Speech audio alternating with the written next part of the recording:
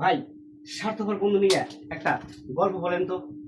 আচ্ছা ঠিক আছে, তাহলে আজকে আপনার একটা স্টোরি শোনাচ্ছি।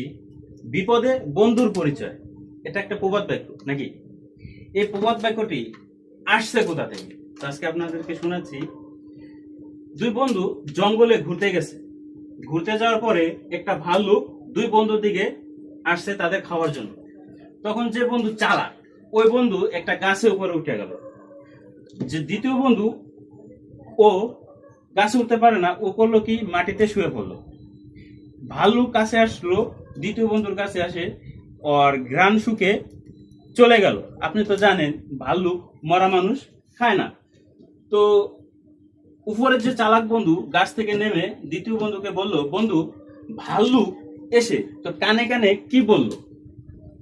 তখন ওই দ্বিতীয় বন্ধু বলল, যে বন্ধু বিপদে পাশে থাকে না, যে বন্ধুকে বিপদের সময় পাশে পাওয়া যায় না, সে বন্ধু প্রকৃত বন্ধু না। Yes, this is the point.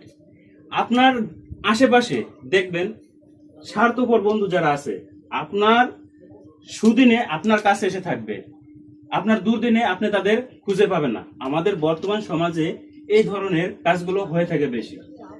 এ হলো আজকে আমার গল্প। রিয়েলাইজ করেন, দেখেন। সবাইকে ধন্যবাদ। আমার ভিডিওটি যদি ভালো লাগে, আপনার গল্পটা শুনে খুব ভালো লাগলো। ধন্যবাদ ভাই আপনাকেও।